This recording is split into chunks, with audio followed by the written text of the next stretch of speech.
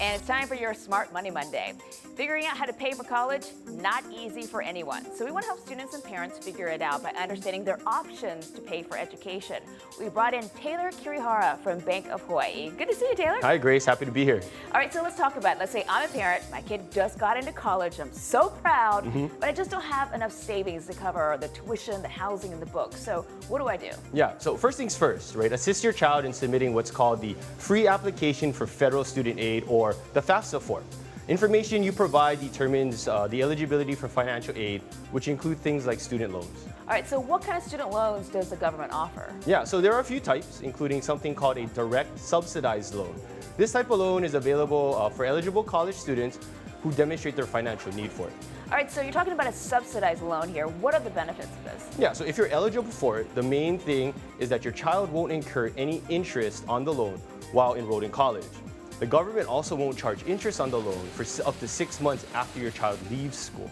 All right, so what happens if you don't qualify for that type of direct subsidized loan? Yeah, so there's another major federal loan. It's called a direct unsubsidized loan. Very similar to the subsidized loan, but applicants don't need to demonstrate a financial need for this. Now, a significant difference between the unsubsidized and the subsidized loan is that the unsubsidized loan will start to accrue interest from the start of your child's freshman year. So you're talking about years of accrual of interest. Yes, okay. yes. All right. Little so, different. Yeah, so very different as far as paying it off, Yeah, right? definitely. Are there other options for loans outside of the government? Yeah, so there's definitely private lenders, but only consider them after you've explored all other options, right?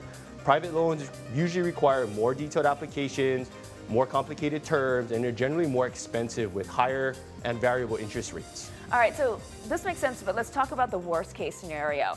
In the worst case, is it possible that I could get my child's loan forgiven? So in most cases, Grace, debt from student loans stays with you until it's paid off, and it can't really be erased through bankruptcy. However, your child's student loan debt may be forgiven if they have a job with the government, a nonprofit, or maybe like a public service such as law enforcement. All right, so think about what you're going to do when you get out of school, and also make sure you don't borrow more than you need, right? Absolutely. So a good rule of thumb is to avoid borrowing more money than your child's starting annual salary out of college.